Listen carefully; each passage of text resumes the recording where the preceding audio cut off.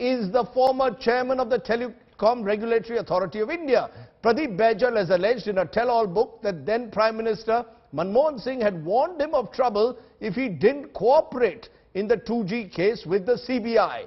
Baijal, who was probed for several years for his role in the 2G scam and disinvestments of properties, claims that the UPA too ruined his reputation to divert corruption charges against his government. Baijal writes in the book that bureaucrats like him were damned if they did and damned if they don't. But it's clearly Prime Minister Singh who he claims must take responsibility for what went wrong.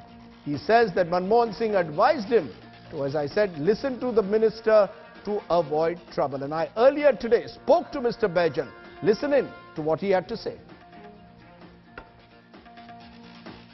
Joining me now, Pradeep Baijal, the man who, in a sense, is the latest bureaucrat to stir controversy with a book. With his book, The Complete Story of Indian Reforms, 2G, Power and Private Enterprise, a Practitioner's Diary. Former senior bureaucrat Pradeep Baijal joins us. Appreciate your joining us. Let's cut the chase and come straight to the point. You somehow seem to have brought Prime Minister or former Prime Minister Manmohan Singh into the 2G net by claiming virtually that the Prime Minister either threatened or coerced you into either naming individuals or else facing the heat in the 2G case. Is that true that Prime Minister, I'm quoting from your book, Mr. Baijal, they, CBI, had warned me in each case, cases related to 2G scam and disinvestments, that I would be harmed if I didn't cooperate. Incidentally, that was exactly what the eminent economist, Prime Minister Dr. Singh, had told me would happen if I did not cooperate in their scheme of things in the 2G case. Your response? You see, when I was Chairman TRI, Mr. Maran, who was my minister, he told me not to give USL licensing recommendation. We had implemented UASL in November 2003, and the cabinet had said that give the whole recommendation within 6 months. And he called me and he said, don't give these recommendations. I said, that is not possible. The cabinet has said, and I'll have to give the recommendation. He said, no, I'm telling you, don't give this recommendation. I said, no, that is not possible. You have to pass a policy directive because I'm an independent regulator. Secondly, suppose I had not given the recommendation. You would have blamed me today. Why did you not give the recommendation? Because that led to the 2G scam. Because the cabinet had said that UASL was a temporary measure and I'll come up with new recommendations. So I came up with new recommendations, and when I came up with new recommendations, after that I had no communication with Mr. Maran. But while I was giving these recommendations, he kept warning me, don't do this, I am Prime Minister Telecom, you will get into trouble. He said, Mr. Dayanidhi Maran said he was Prime Minister Telecom. Many times, and he has not said this to me only, he has said this to many people. Right. He said this to the EGOM, because EGOM was to go into spectrum pricing, etc. He said, no, I will do the pricing, etc. Yes. I am the telecom minister.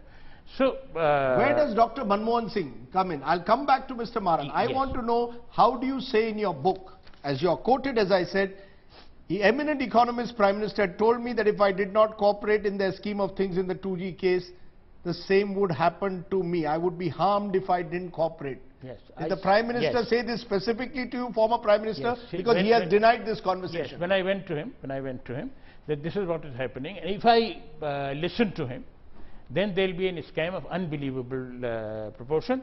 If you listen to Maran? If I listen to Maran. And you told this to Prime Minister Singh? I told this to Prime Minister Singh, and he said, if you don't listen to your minister, then you will come to severe harm.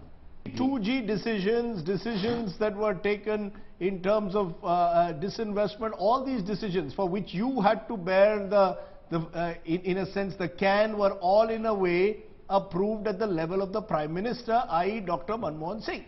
Look, I am not the only person who said it. But Dr. Manmohan Singh is denying these conversations. He is denying your account. I don't have no recollection of any conversation. The conversation that you are saying that you better follow what Mr. Maran says, he is denying that there was any such conversation. Yes. Let me go a little further. If this had not happened, I was hounded for 4 years. Is it normal that I was hounded for giving a recommendation? I was only the tri-chairman. I was not the implementing person. I was hounded for 4 years. CBI raided my house. CBI investigated me 20 times. CBI people came with badges to my multi-storied apartment, sort of compromising me before everyone who used to stay in the same locality. And the press also kept hounding me, and no one asked this question, that this fellow was only a recommending authority. He was not the implementer.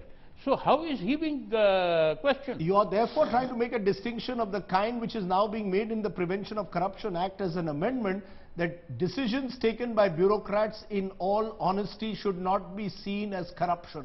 That policy decisions cannot be seen as evidence of corruption. Yes, Rajdeep, I had not taken any decision. You say in the book though, I can only surmise, and this is in the context of Dayanidhi Maran again, I can only surmise they were all working in tandem, possibly along with the PM, referring to Manmohan Singh, Mr. Chidambaram and Kapil Sibal at different stages, and were guiding the CBI inquiry, getting files removed and making false statements in the media to make a case against the erstwhile TRI. Do you think you are putting these names today? Do you want to repeat that? Chidambaram, Sibal, Manmohan Singh, this is in your book? Look, I have written this book after 1 year of due deliberation in my mind, and I am a bureaucrat, and I am saying this with utmost responsibility, that what I have said, I have examined and re-examined in my mind, and only then I have said it. And I have said a number of things, and I have not said a number of things which I can't prove, because lots of other things happen. I have not said that. But you have proof? You don't have proof of these conversations with the CBI? Do you have proof that the CBI? How can I? Do you have proof? Do you have proof of a conspiracy against you? Yes. Do you have proof? Yes. Yes. That Mr. Yes. Please listen to me. Please listen to me. Read the finance minister's report to the PMO, which I have reproduced in the book, which says that everyone knew. I have not said it. He also said that everyone knew this. Then is it normal that a bureaucrat will be harassed for 4 years without there being a case against him? Case against me was finished in the first 2 days. How was it finished? Because I produced all documents where I had taken TRI approval, so the case should have been finished. But even then the case went on.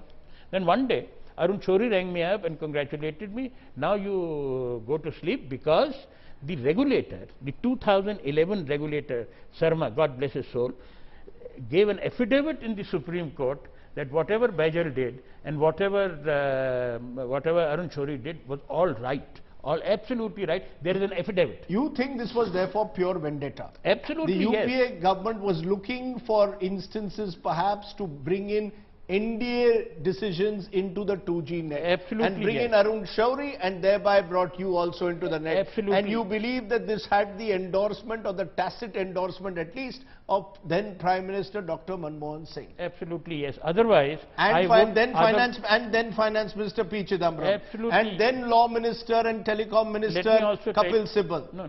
Law Minister. And then Telecom Minister Kapil Sibal. The Law Minister, poor fellow, got dismissed. Yeah, that's Ashwini Kumar. That Ashwini Kumar. And let me tell you about the Telecom Minister also, because I know him very well. Telecom Minister said that Baijal wrote a letter to the minister then, that he did this, he did that. He said zero loss, etc., etc. No, zero loss, he said. Do you remember as a journalist that he kept saying zero loss theory, zero loss theory? But then the theories were demolished, and therefore he was responsible at each stage for my investigation, is my guess. I have no proof, I can't prove, but circumstantially I can prove that they were all responsible. Either way, it's your side of the story, it's one side of the story. We hope that we will hear the other side as well. Thank you very much. Let me assure you, there is no other side.